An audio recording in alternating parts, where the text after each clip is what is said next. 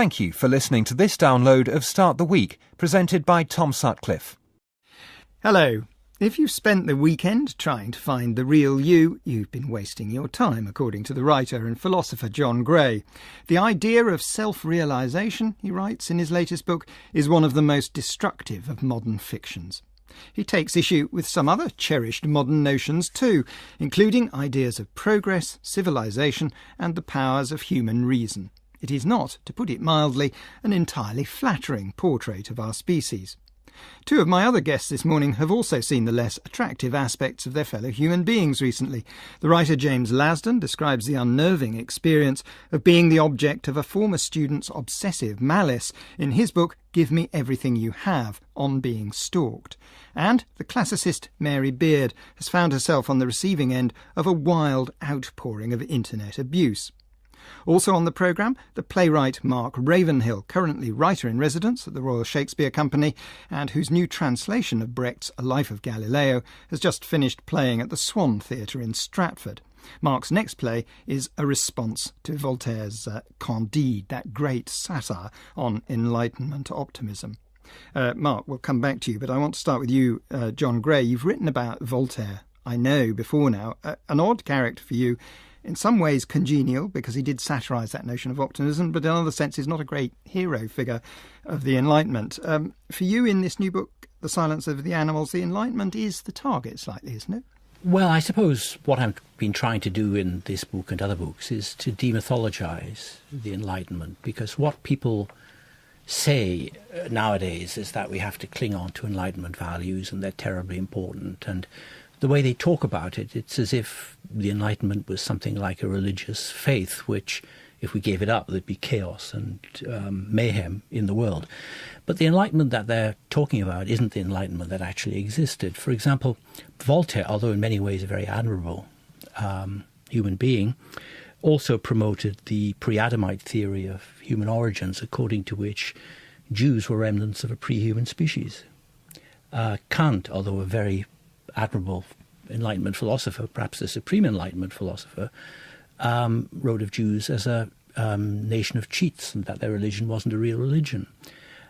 So the picture of the Enlightenment that people now invoke when they say we should hang on to it is like the picture of Christianity that people invoke when they say that without some transcendental faith there'll be nihilism, there'll be despair, there'll be pessimism, there'll be general disaster and ruination. And if you say, well, what about all the crimes of Christianity, like the Inquisition and witch hunts and so, they say, well, that's not the essence of Christianity. Christianity is to do with love. It's a religion of love. How could that? Now, I think that's childish. I think that's just a childish evasion of the fact that Christianity was implicated in these crimes. And I think the same about the Enlightenment. There's no quintessential form. As I say, even the greatest representatives of the Enlightenment had some pretty horrible beliefs and attitudes. One of the standard narrative ways of coping with that would be to say, well, you know, that was a period in history. There were different views back then. We have improved. We've moved onward. We've learned. And we've learned from Voltaire, and he's taught us things. Now, you take issue with that slightly as well. Well, I guess one thing I'm not persuaded by that is you could say, well, of course, there were earlier times and we can't expect Voltaire to be enlightened in every way. But, of course, remember, all these Enlightenment thinkers did claim to be much more enlightened than anyone else at the time. They did claim to be in the vanguard of human thought and human advance, and yet they embodied some pretty awful beliefs. But my general view is that gains in civilization, such as the emancipation of women, the prohibition of torture, better treatment for prisoners, they're all real. That's to say, civilization isn't something I explode or attack. My attitude is more like that of Joseph Conrad, who learnt what civilization could do in the name of civilization in the Congo, but never ceased to be a great defender of civilization. But the difference between what I'm arguing and the Enlightenment is that all of the advantages of civilization, I think, can be lost. Each of the advantages can be lost very quickly and very easily. For example, if 10 years ago you'd said, as I did say, in fact, that torture might be rehabilitated, and even rehabilitated by a liberal regime, in this case the United States, that what had been torture in the past, waterboarding, would be reinvented as a form of interrogation and promoted. If you'd said that, that would have been seen, and was seen at the time, as a kind of willful piece of perverse misanthropy and pessimism. But it happened. And it happened very quickly. And even though there's been resistance to it, I'm not really convinced that torture of that kind isn't still being practiced. And there are still people, such as the former American vice president, who defend it. So the difference between science and technology, in which progress is just a fact, and meaning by progress means cumulative advance which is hard to reverse, very difficult reverse, and advances in civilization, is that advances in civilization are very easy to reverse. And that's all the more reason for hanging on to them. So the big modern myth is that ethics and politics can be like science and technology. But the difference is this. Whatever happens in the world now, universities aren't going to start teaching alchemy again. However, it's very easily possible, and has in fact happened, that persecution of gypsies has re-emerged in Central Europe, in Hungary and other countries. Hatred of immigrants and gays has re-emerged in... Your essential case is that we falsely regard these gains in civilization as being solid and permanent, and in fact they're far more fragile than we care to think. Mary Beard. And they're also, I think you point to the way they're kind of nicely mythical, or also dangerously mythical. And I thought, for me, what was very pleasurable about reading the book was that, as a classicist, it spoke to me. Because one of the things that's hardest to get your head around when you go back to the ancient world is that the Greeks and Romans myth about progress is precisely the reverse of our own. That what every Greek and Roman writer, so far as we know, thought was that things are basically getting worse. If you want to find the time when humanity was at its height, ethically and politically, it's not in the future, heaven knows. It's in the deep, distant past of the Golden Age. And that's always a very hard idea. The kind of backward-looking philosophy is terribly hard for us to get our head around. I completely agree. Well, there is still a strain in modern conservatism that would think exactly that, wouldn't it? That we're all going downhill. And it would be possible to read your book and think, to a certain degree, that you're saying don't have any illusions. Things are not getting better. We're not all going downhill, because I treat, as Mary just said, the idea that there's some much better state in the past, or at some earlier stage of human history, as also a myth. But the idea that Mary was talking about, I think, lasted right into the 18th century. The idea that you either had to go into the deep past or off the map to find a good society. For example, in Samuel Johnson's Rasselas, a country which is not on the map. That stayed around for a long time. The difference changed sometime in the 17th or 18th century when not just utopias, but much better societies were projected in the future. And I think these are all myths. And what we should just get used to is that goods and evils recur. And what civilization is about is finding effective expedients against the recurring evils. What is that's the sharp question there, isn't it? What do you do if you say, well, utopianism is a folly, and meliorism, just making things better a little bit day by day, that's a delusion too. What do you actually do day by day? Because, I mean, you get up, you publish books, you don't lie in bed thinking it's all pointless. Well, remember that the belief in progress that I'm criticising is recent. The myth of progress that I'm criticizing is basically 18th century onwards. And so what were people doing throughout all of human history before then? As Mary has just pointed out, in the ancient world of Greece and Rome, they didn't think the future was going to be better and better. They thought the past was better and the future and everything was getting worse. Yeah, the question was how you recaptured the past. Yes. There are times, though, aren't there, when things do get better? I think within historical memory. Well, look, I think during my childhood up to my teens, from the sort of working class background that my parents came from, we had a sort of material basis for a sort of sense of progress. My parents would drive us around at the car and point at schools and hospitals and leisure centres and things. We just didn't have those, and you've got those, and they were able to show us that within our lifetimes there had been material progress. I think what's strangely odd is that actually, although we've got a lot less grounds for sort of optimism, certainly people from working class, low middle class background, we've absorbed a largely sort of Californian sort of ethos of optimism. So people today seem to be in general, even more optimistic than my parents were, but with a lot less material foundation for that. One of the things I liked about the book is that you acknowledge the need to have some kind of myth, even though we persecute ourselves with the myth and we torment ourselves and we continually or cyclically destroy our civilizations with new myths. We don't. The end point after you've destroyed a myth isn't mythlessness necessarily. It's that a is new itself myth. a myth. Well, that's itself a myth, and your book moves to this place which you define in almost the terms of poetry, of Wallace Stevens' poetry specifically, of the supreme fiction, which I would like to hear what you say something about that. There was a fascinating echo, actually, as you mentioned Wallace Stevens. You write early in the book about Orwell and about that terrifying scene where O'Brien, the torturer, says, you're going to see 4 fingers, I forget however many it is, whatever he's holding up. And he says, I don't want you just to pretend that you can see them. I want you to truly believe it. Yes. And a little later, you quote Wallace Stevens, a line of poetry. The exquisite truth is to know that it is a fiction and to believe in it willingly, which is sort of O'Brien in a different form, isn't Although it? Wallace Stevens didn't imagine anyone being tortured into believing that. But isn't there a kinship between those two? One of the key things I'm arguing, and here the view I'm putting forward is quite different from many other critics of myths, is that having criticised some myths as shallow or even dangerous myths, the idea that once you've got rid of an evil like slavery or torture or anti-Semitism or hatred of gays or homophobia, it's not going to come back.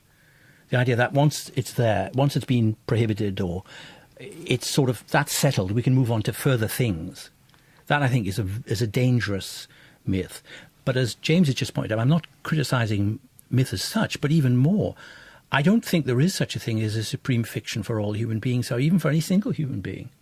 I think one of the things that Stevens wrote in his wonderful essays on his own poetry is that myths must change, not just in history, but even in the life of an individual. But if we get too hung up on a particular metaphysical or mythical representation of our lives, I think you're already in dangerous territory. You had a line, an anxious attachment to belief is the chief weakness of the Western mind. Is that what you mean by that? That we fixate. But then once you've removed that belief, you're in a place where you're not moulding your life around truths as you see them. You're moulding them around fictions which work temporarily. Am I? You can. That is really what I'm talking about. But of course, it's important, I think, here to say that the idea that belief is at the core of things like religions, or even I would say of myths, is a sort of recent idea. I think one of the useful things religion does do as a myth, as a system of thought, is it does allow us. It does include notions of suffering and mortality. Yes. And I think in that way, it's got advanced on some other systems of thought, Enlightenment thought, is that actually, apart from some sort of best-selling misery memoirs, which is sort of almost the exception to the rule, talk of morbidity, suffering is almost excluded from our dialogue. And I think your book sort of acknowledges that actually religion does encompass some areas of life that we find otherwise we're ignoring. I'm going to take that cue because I just want to turn to James Lasdun. You used the phrase best-selling misery memoir. Misery memoir would be a very inaccurate phrase for this book. It's very carefully written. You might like the phrase best-selling to be applied to it. Just tell us about it. You've written about the experience of essentially being stalked. Cyber-stalked. Now, why is that an important distinction for you?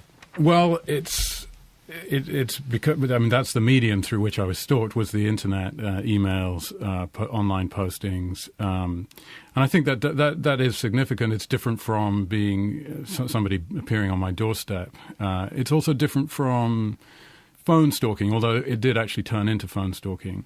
I think the internet has facilitated a certain kind of stalker mentality that might actually, in some cases, not have emerged in some people. I was interested. I was reading John and reading about technology and the advance of technology and the way in which people can mistake it, as it were, for an improvement in ethics.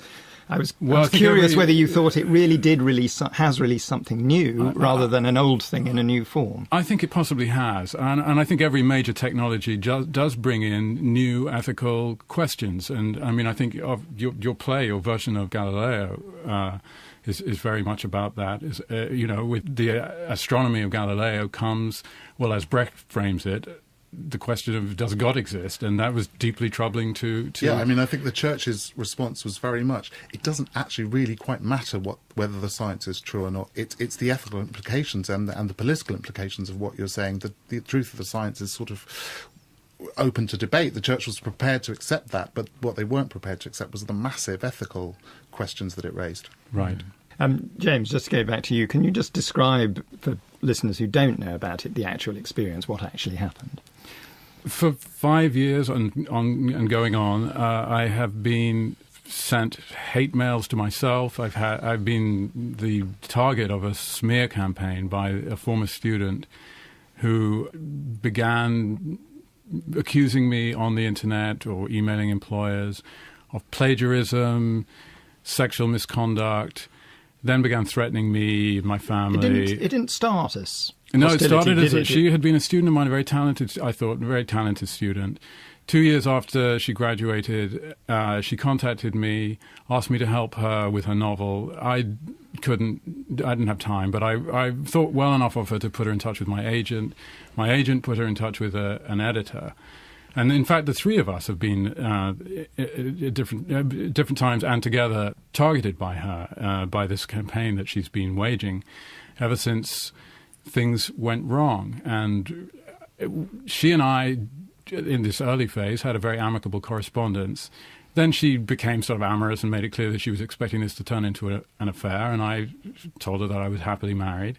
And she took it very well initially, and we continued corresponding, and then the volume of her correspondence just went up, and I started realizing I was becoming the object of an obsession. I stopped answering them. Then they turned overnight in the summer of 2007 to vitriolic hate mail, this strange explosion of anti-Semitism, which I had seen no sign of before, which I found very, very weird and surprising. And and she declared that she was going to ruin me, and she proceeded to try to do that, and she's very, very good at it. And I felt, even if it wasn't the case, very close to being ruined. An awful experience. Writing about it raises two questions, and it raises an ethical question as to, what you're entitled to do as a writer, but also the practical question. Were you nervous about tackling this in a book and, as it were, pouring petrol on the fire? Well, it does raise those questions. I mean, on the first one, this is somebody who has escalated constantly to the point where she's making violent threats, trying to contact my children, threatening, really serious threats. The police are involved now. They've taken it up since I finished the book. It's now in the hands of the hate crimes unit of the NYPD.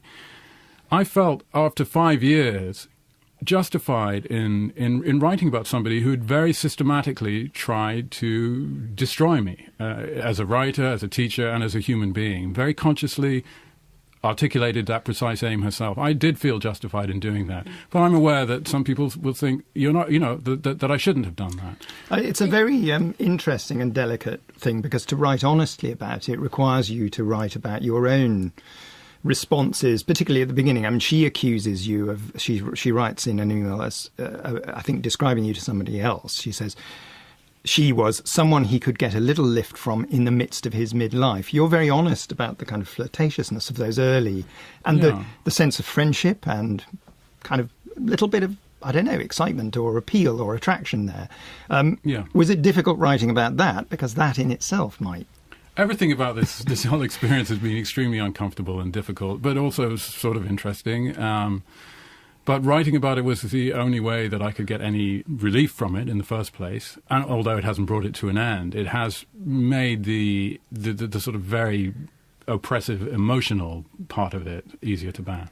And was that a process of shaping? Because you write very interestingly in the book about thinking about how to write it, and you acknowledge at one point that you might have reordered events for an artistic. And then I decided not to. And then you decided not to. Because I realised the only way... I mean, the book has, as its sort of central spine, is just the account of this stalking that just goes from bad to worse and worse. And then I have these digressions into things that it raised, subjects that interested me, like reputation, the sort of rather antiquated idea of honour that seems to have been revived I think, by the internet, or reputation anyway, has acquired a new value. That's the terribly interesting thing, is that you have this very, very new technology which brings into play, I think you're very interesting in the book about that, a rather archaic notion of communal standing and social standing. Well, I think that's where Mary Beard. What James is doing is extremely interesting, because although, and as you say, this happens to loads and loads of people, this is not terribly uncommon. Nevertheless, it's not something, if it's not happened to you, that you have any clue about the insidious threats. And I thought actually trying to lay that out reasonably dispassionately was terribly important. And it was really terribly important, I mean, not just in the kind of misery memoir stakes, but really in helping us get to grips with what the morality and ethics and code of conduct on the internet is like. And I mean, it does seem to me that people do things that are very unpleasant on the web, but it also seems to me that we haven't yet remotely begun to think about what is the right way of using the opportunities that the web can give us. I mean, not a single one of us around this table experienced Twitter, earlier than perhaps 3 or 4 years ago. All the other kind of ways we have of human interaction. We've been taught by mum and dad, you go into the street and you step on someone's toe and you say, I'm sorry. And there is a kind of sense of boundaries and barriers that you learn as a kid. I mean, I think the internet is both scary and extremely exciting at the moment, because we're still defining what those rules might be, and it's really helped by actually seeing an incident like this. It is rather odd, though, isn't it, that given a new social space, or rather unnerving too, that given a completely new social space without rules, people seem to revert to a kind of barbarism. And, not everybody, that would be far too pessimistic, but there is a degree of violence. I think they resort to barbarism, but it's also one of the, for me, it's been one of the media through which I've had most human, decent, reasonable support. I don't think the internet is any worse than humankind in general. No, but and there's some nasty. But it brings a lot of people to your door that, as it were, would never have had a presence in your life. And maybe in some ways, maybe it's a good idea that we see that. I think some of those questions will just work themselves out over time. The questions of, I think particularly schools will, as they have with bullying, will deal with making kids aware that it's despicable and disgusting to do certain kinds of things, and people will just kind of have that reflex not to do it. I think we might have skipped a generation. And there's just one thing, there's many people who actually write very nasty things to you on the web. Very many of those, if you reply and say, I'm sorry, I'm not like that, I'm not evil, I'm not stupid, will write back and apologise. But that's this curious thing of as it were, a virtual character called Mary Beard that they don't seem to attach. I noticed Mark a long time ago, about 20 years ago, starting to notice groups of people watching the television, that actually the television was largely, in 1984, more than the 50 minutes of hate or whatever. It was 3 hours of hate, that actually if you sit 3 people in front of the television for an evening, they will say, look how badly dressed they are, look how fat they are, look how stupid they are.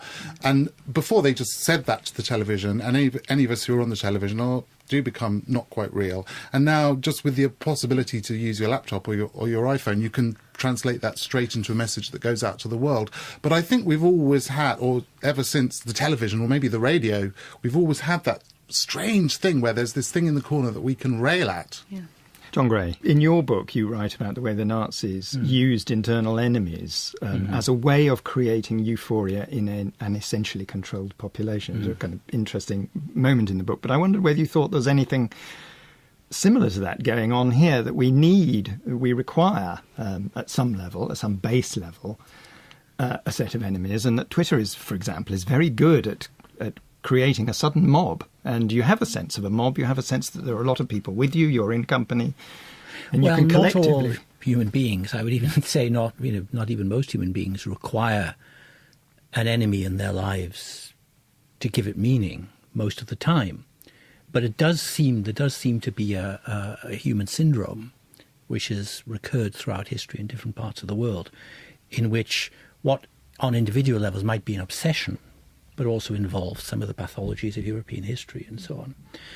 that obsession seems to function in some sort of way as giving meaning to the lives of the people who have it. And in the book, I cite someone who actually had experienced Nazism, a liberal German journalist called Sebastian Haffner, who escaped in 1938 to England.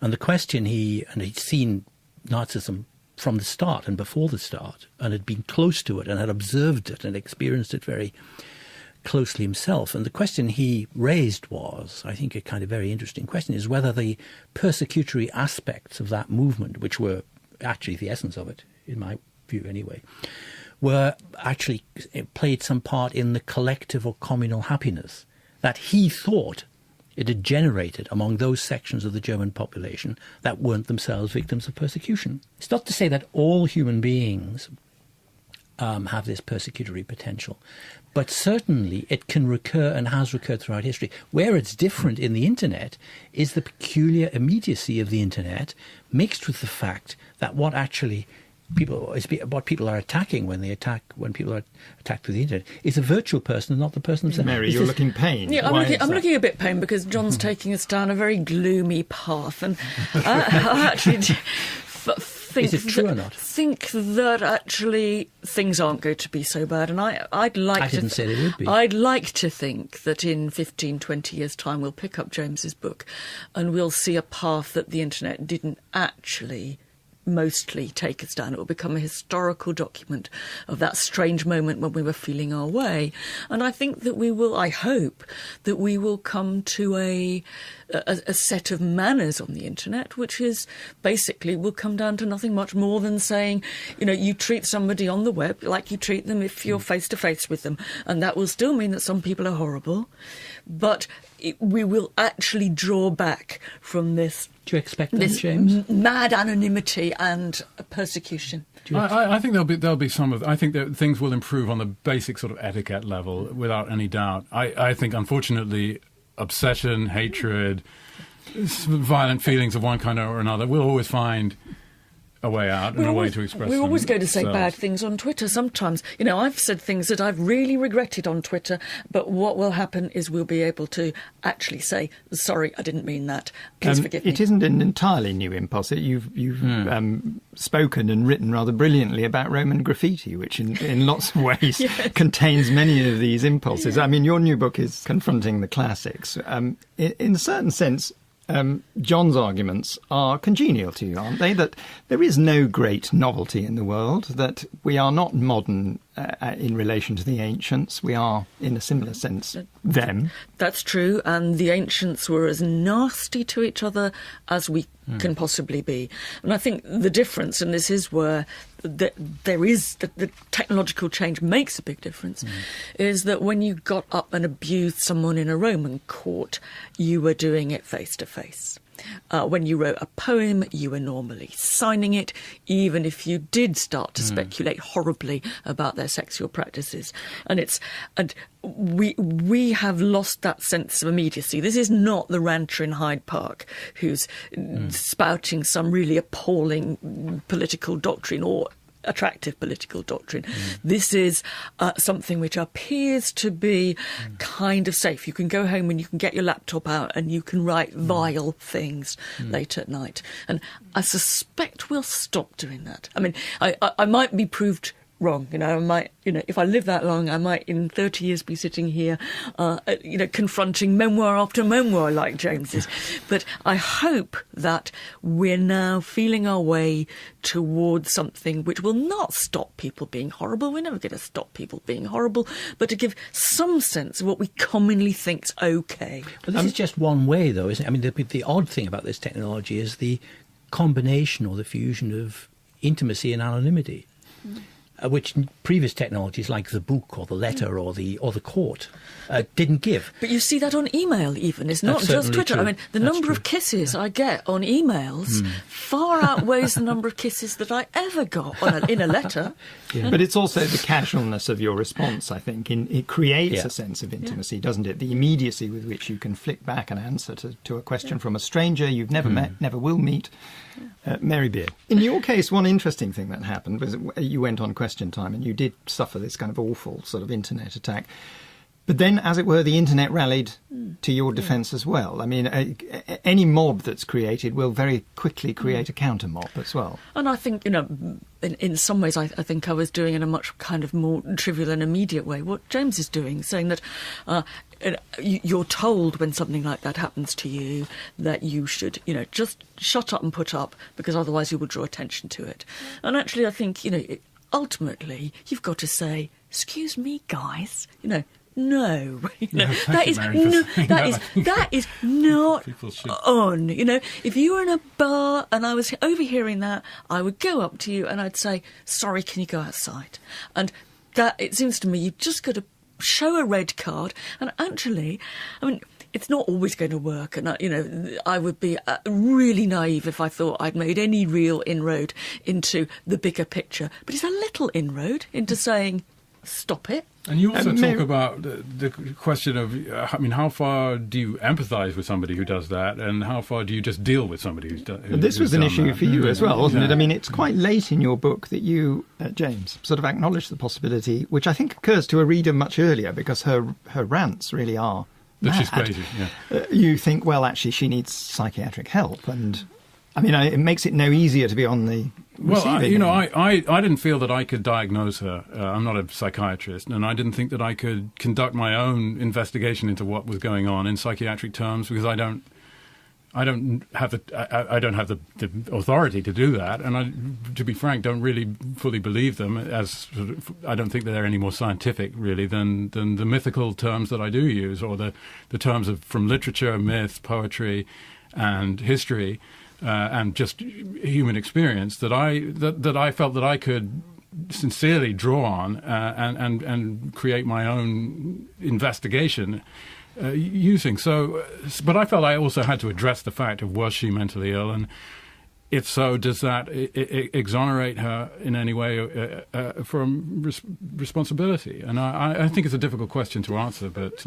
Did the experience leave you more... We're talking about optimism and pessimism. Did the experience leave you more pessimistic about life in general? Or would you... Well, I don't expect this. I haven't come to the place where I sort of expect this of people as a matter of course. But one thing is that really surprised me. But an eruption of the irrational like that into your life, it's a shock, yeah, and it sort of ground on for such a long time that it really pushed me to the limits of what I could endure. And that has an effect on you when you go through an experience like that. You don't come out of it feeling exactly the same. Mary, just quickly, you don't sound at all pessimistic. You sound, I wouldn't describe you as Panglossian, but you're clearly optimistic about the future. Does that partly come from the study of the classics? Is that an academic knowledge that reassures you about human? I'd like Tom to say yes, but it's not true. Actually, in truth, I think it just comes from being in your mid-50s, having been around a bit, and feeling reasonably self-confident and confident enough to say stop it. Mark, I'm going to turn to you because you're thinking a lot about all of this kind of thing at the moment with a play about Candide. Why did you want to have what you've described as a conversation with Candide? It is a conversation with Candide, is it, rather than with Voltaire? A little bit of both. Yeah. I sort of thought there's lots going on in Candide and optimism, and there's something going on there, so I sort of plucked a title and then had the time really to think about it. But I suppose I was sort of overwhelmed by pessimism a couple of years ago when it really struck me that actually the whole of the advances of the welfare state and the betterment of my class of people that gradually developed over 150 years had probably been reversed, and I found that alongside finally getting my head around the implications of climate change, which I hadn't been an all-out denier of, but I'd just been sort of putting on the back burner for another day, and the combination of those two things, just sort of overwhelmed by a great wash of pessimism. But as you said earlier, still getting up in the morning and doing my stuff and writing my plays, and actually on a day-to-day basis meeting somebody like Mary, as I would today, I'd be pretty chippy and happy, happy. And I thought that's a really curious contradiction to be living moment by moment. And I thought, I suppose it's the pessimism of the intellect, optimism of the will sort of stuff. And I got sort of fascinated by that, and I thought, where are other people at on the optimism scale. So I started using Twitter and Facebook and having a conversation with people. Not just with people you knew. It was like a kind of I've open got- survey, was it? Yeah, my few Your thousand, followers. Say the embarrassing my few word. thousand followers. I know, it just sounds like a disciples, doesn't it? Few thousand followers. And I thought they'd be somewhere on the same optimism scale as me. And I found that people were ridiculously optimistic. So I started firing... First of all, I just said, how optimistic do you feel? And then I started firing more and more questions, like saying, there's significant evidence that the planet may be uninhabitable for your children or your grandchildren. How does that make you feel? And people said, well, that's all fine. We'll just climb up to higher places and enough of us survive. Or it's okay. Scientists have always solved problems in the past. They'll solve this one. And then I said, the chances are that economically, as each generation goes by, situation's going to be worse. Well, who needs money anyway? With the other value. And I just thought. I'm very unscientific, obviously. It was a few thousand people, but I was getting this nutty picture of this sort of madly optimistic society. And I think we've replaced... Genuinely Panglossian. Yeah. I think we've replaced something sort of 30, 40 years ago, which was...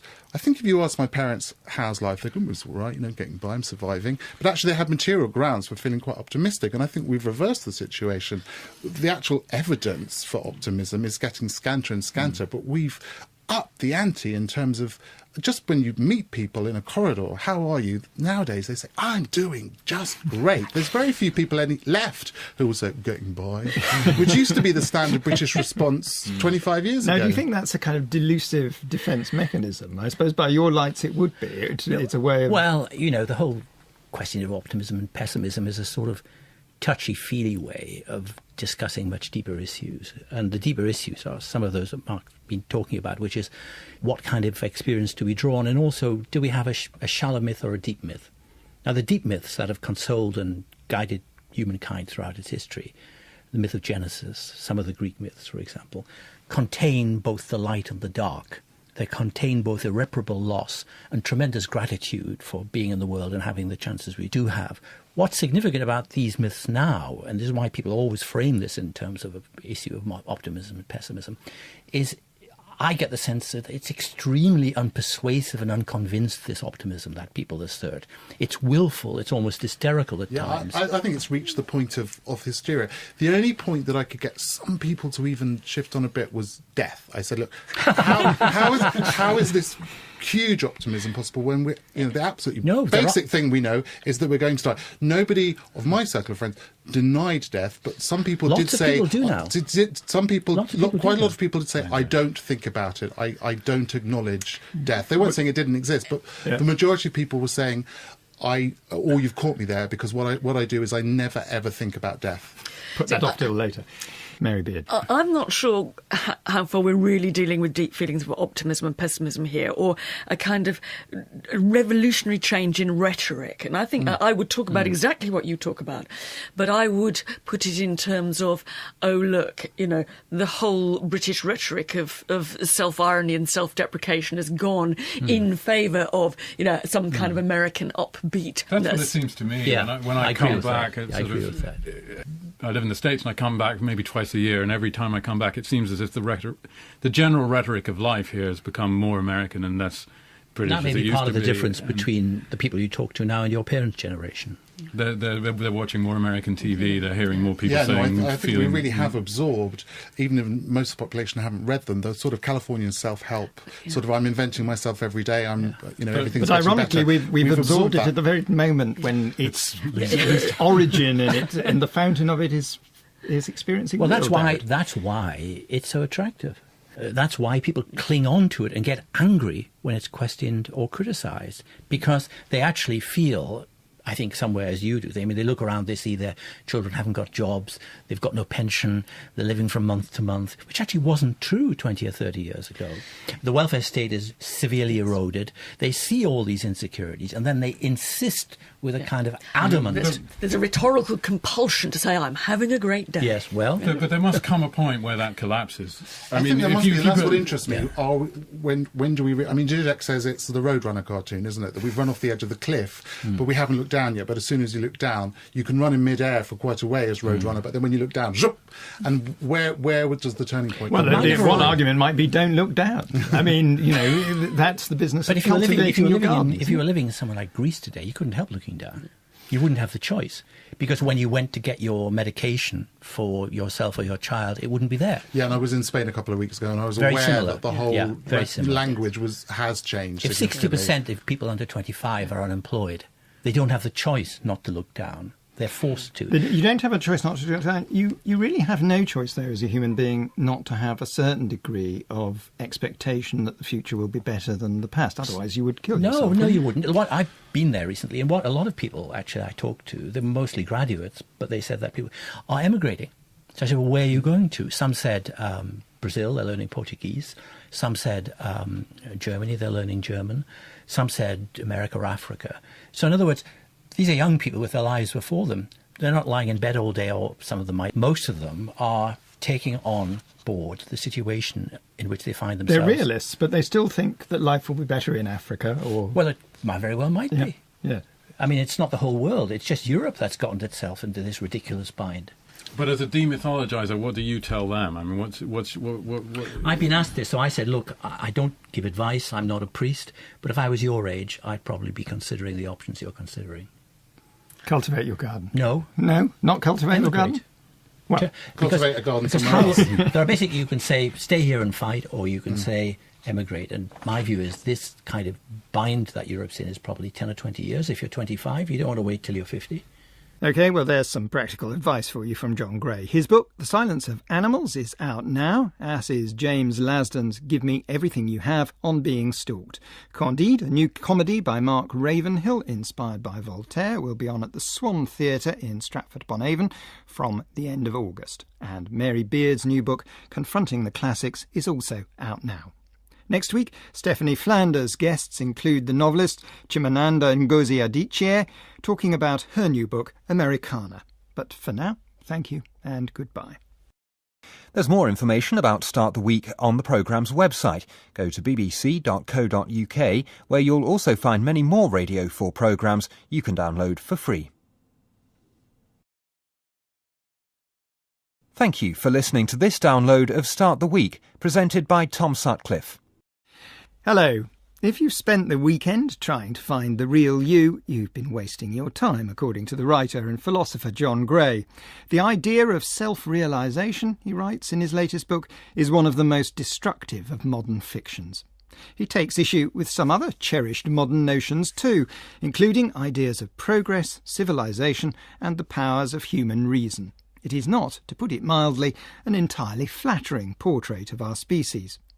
Two of my other guests this morning have also seen the less attractive aspects of their fellow human beings recently. The writer James Lasdun describes the unnerving experience of being the object of a former student's obsessive malice in his book Give Me Everything You Have on Being Stalked. And the classicist Mary Beard has found herself on the receiving end of a wild outpouring of internet abuse. Also on the programme, the playwright Mark Ravenhill, currently writer-in-residence at the Royal Shakespeare Company, and whose new translation of Brecht's A Life of... Conrad, who learnt what civilization could do in the name of civilization in the Congo, but never ceased to be a great defender of civilization. But the difference between what I'm arguing and the Enlightenment is that all of the advantages of civilization, I think, can be lost. Each of the advantages can be lost very quickly and very easily. For example, if 10 years ago you'd said, as I did say, in fact, that torture might be rehabilitated, and even rehabilitated by a liberal regime, in this case the United States, that what had been torture in the past, waterboarding, would be reinvented as a form of interrogation and promoted. If you'd said that, that would have been seen, and was seen at the time, as a kind of willful piece of perverse misanthropy and pessimism. But it happened. And it happened very quickly. And even though there's been resistance to it, I'm not really convinced that torture of that kind isn't still being practiced. And there are still people such as who promoted the pre-Adamite theory of human origins, according to which Jews were remnants of a pre-human species. Kant, although a very admirable Enlightenment philosopher, perhaps the supreme Enlightenment philosopher, wrote of Jews as a nation of cheats, and that their religion wasn't a real religion. So the picture of the Enlightenment that people now invoke when they say we should hang on to it is like the picture of Christianity that people invoke when they say that without some transcendental faith there'll be nihilism, there'll be despair, there'll be pessimism, there'll be general disaster and ruination. And if you say, well, what about all the crimes of Christianity, like the Inquisition and witch hunts and so, they say, well, that's not the essence of Christianity. Christianity is to do with love. It's a religion of love. How could that? Now, I think that's childish. I think that's just a childish evasion of the fact that Christianity was implicated in these crimes. And I think the same about the Enlightenment. Galileo has just finished playing at the Swan Theatre in Stratford. Mark's next play is a response to Voltaire's Candide, that great satire on Enlightenment optimism. Mark, we'll come back to you, but I want to start with you, John Gray. You've written about Voltaire, I know, before now. An odd character for you, in some ways congenial, because he did satirise that notion of optimism, but in other senses not a great hero figure of the Enlightenment. For you, in this new book, The Silence of the Animals, the Enlightenment is the target slightly, isn't it? Well, I suppose what I've been trying to do in this book and other books is to demythologise the Enlightenment, because what people say nowadays is that we have to cling on to Enlightenment values and they're terribly important. And the way they talk about it, it's as if the Enlightenment was something like a religious faith, which, if we gave it up, there'd be chaos and mayhem in the world. But the Enlightenment that they're talking about isn't the Enlightenment that actually existed. For example, Voltaire, although in many ways a very admirable human being, also there's no quintessential form. As I say, even the greatest representatives of the Enlightenment had some pretty horrible beliefs and attitudes. One of the standard narrative ways of coping with that would be to say, well, you know, that was a period in history. There were different views back then. We have improved. We've moved onward. We've learned. And we've learned from Voltaire, and he's taught us things. Now, you take issue with that slightly as well. Well, I guess one thing I'm not persuaded by that is you could say, well, of course, they were earlier times and we can't expect Voltaire to be enlightened in every way. But, of course, remember, all these Enlightenment thinkers did claim to be much more enlightened than anyone else at the time. They did claim to be in the vanguard of human thought and human advance, and yet they embodied some pretty awful beliefs. But my general view is that gains in civilization, such as the emancipation of women, the prohibition of torture, better treatment for prisoners, they're all real. That's to say, civilization isn't something I explode or attack. My attitude is more like that of Joseph